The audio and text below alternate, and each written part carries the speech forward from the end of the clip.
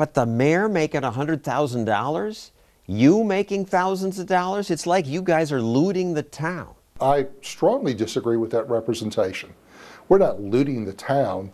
The city has a terrible financial situation. But the city is in a terrible situation because the politicians keep spending. Had the cuts been made years ago, the city would be able to pay its pensions today. It was almost as if the notion and thinking was that it would fix itself, but it wasn't. The man saw where it was going. He could have did something about it. He could have stopped it. He could have came to us and said, listen, we may have to cut your benefits a little bit, but we got to keep this thing going. He never did a thing, but just let it go. Reminds me of these folks in Washington, who despite the warnings keep spending more than we have. But as our debt gets uglier, at some point people will stop lending to us. And then, economists say, you end up with what you had in Pritchard, Alabama. All of a sudden you say, well, sorry, we can't pay you. We actually don't have the money. We're broke. It's why people say we should take our unsustainable federal budget and start cutting now. Otherwise, we'll be like the town of Pritchard, and we'll have to take something like this and make really drastic, horrible cuts. Think it can't happen to you? Think again, says the wife of a retired fireman in Pritchard, Alabama. If they will do it to us, they will do it to you. So has that warned the government, persuaded them to stop squandering our money? No. I'll show you some of their crazier spending next. I titled the show The Money Hole because covering government, it does sometimes seem like they pour money down a big hole. Their spending makes this spoof from The Onion believable. Is it time to close the national money hole? That kind of talk is alarmist and irresponsible. America needs the money hole. Right. Driving truckloads of money out into the New Mexico desert and dumping it into a massive pit is one of America's greatest traditions. Frankly, it's a national treasure. Okay, I want to be clear. That was a joke. There is no actual national money hole. I don't think. But watching politicians work, there might as well be. Pork is the word we use to describe dubious government projects that benefit some, but are paid for by all of us. It's said the phrase was coined 100 years ago by someone who said congressmen grabbing your tax money look like hungry people grabbing pork out of a barrel. Pork today looks like this. You paid to blow up beaver dams in Mississippi and to eliminate brown tree snakes in Guam. Today, government spends your money to study the immune systems of shrimp running on treadmills. And you paid to create this robot that folds laundry. These programs create jobs. Senator Harry Reid wants to fund frills in his state. A cowboy poetry festival. A cowboy poetry festival. Some of these spending projects are so silly they sound fake. An anti-waste group sent this woman out to ask, is this government program real or fake? $2.6 million was spent to train American prostitutes to drink responsibly. Most people thought that was fake. I think that's fake. I say false.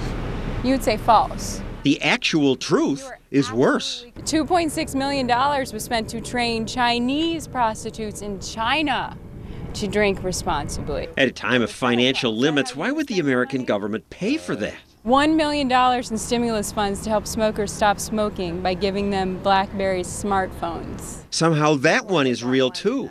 BlackBerries were supposed to help smokers connect with other people trying to quit. I used to smoke, yeah. But then you got a BlackBerry. But then You got a BlackBerry.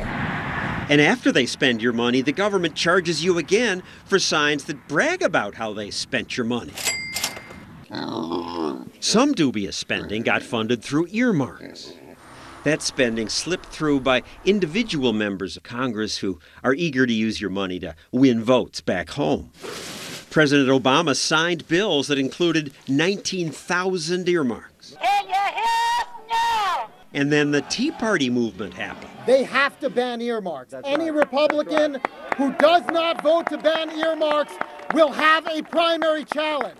Earmarks became enough of an issue that when Republicans took back the House, they vowed not to earmark. We're listening and serious about ending business as usual. And then the president said this. If a bill comes to my desk with earmarks inside, I will veto it. And so Congress banned earmarks for 2 years. Some people we talked to outside my office like that. Well, I'm happy about it, and I hope they never come back. I think that's a good thing. It's good if they follow through. But will they follow through? I doubt it. Earmarks will come back. Congressionally directed spending will come back. John Cornyn's quoted in the paper saying they're coming back. He's head of the Republican Senatorial Campaign Committee. They're coming back. Senator Reid wouldn't talk to us. Neither would any of these other big spenders. Maybe it now means they're embarrassed by their spending. But I doubt it, because stupid spending still happens every day. I live in one of the richest neighborhoods in the world.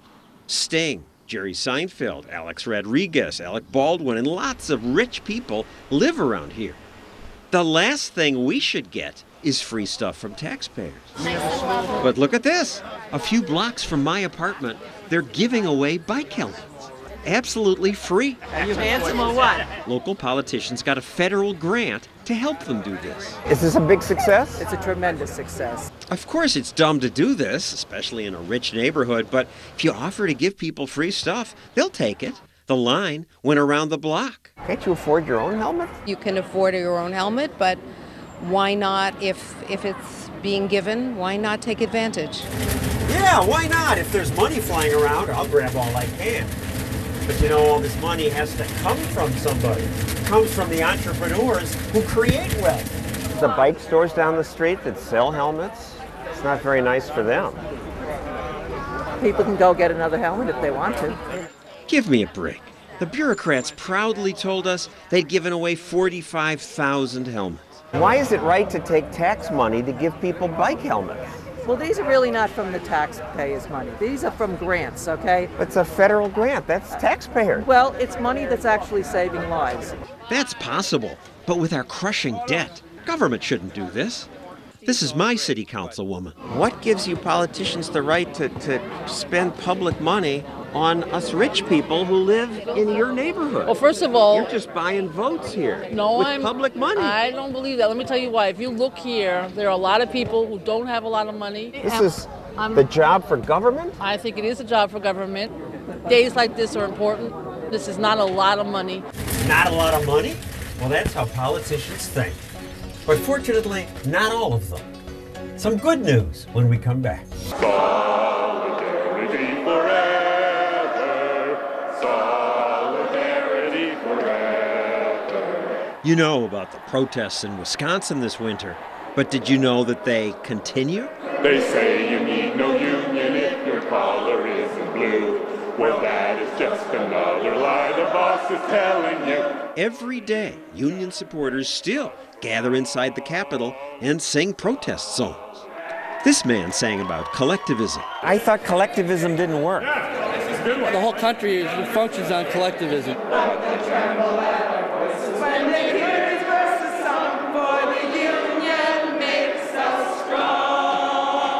How much money does it save, Governor? Just that particular part doesn't save any. Okay. And the battle for Wisconsin's also being fought in Washington. In the same way that That's if you the point. It read the obviously federal has budget, no effect I'll whatsoever. answer your question. The man the congressmen and unions are mad at is Governor Scott Walker.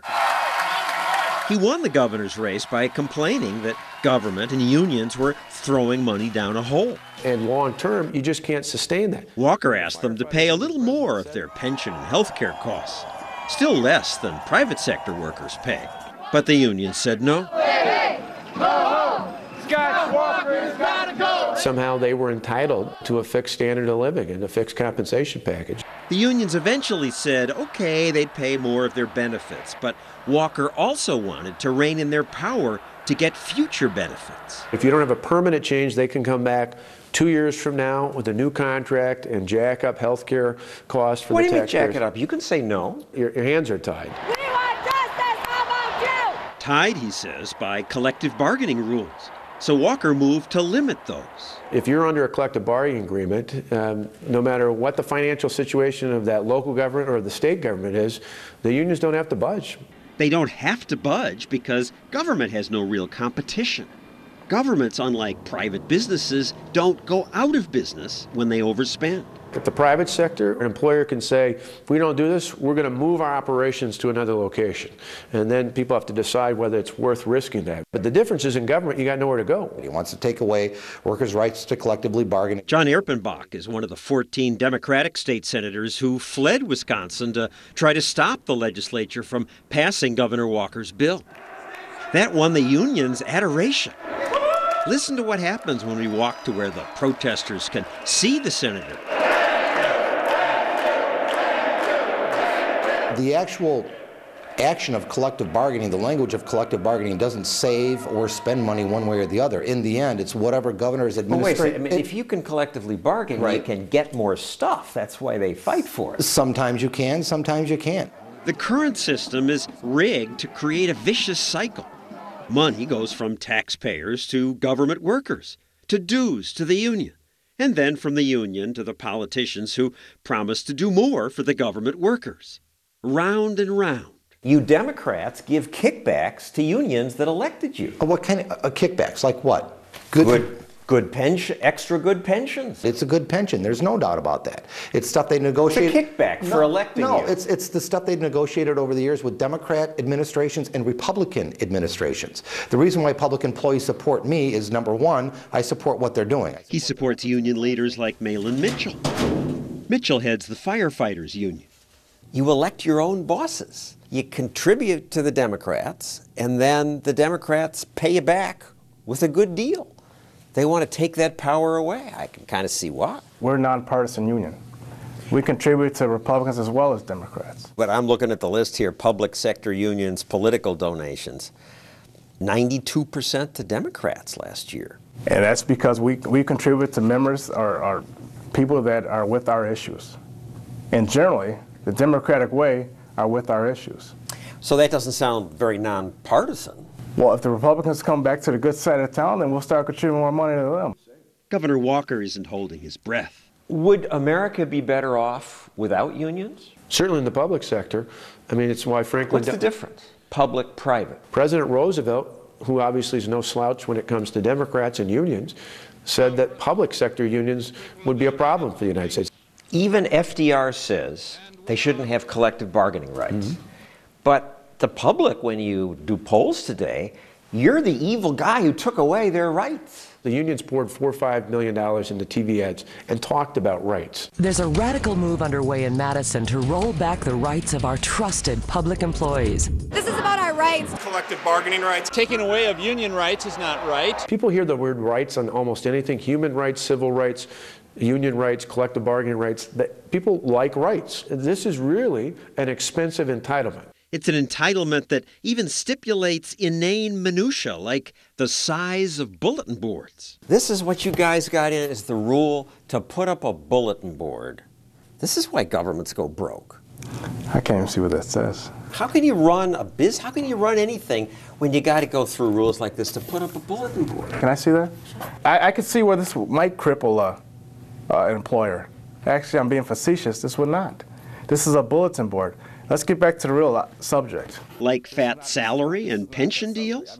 Does even the state senator know how fat?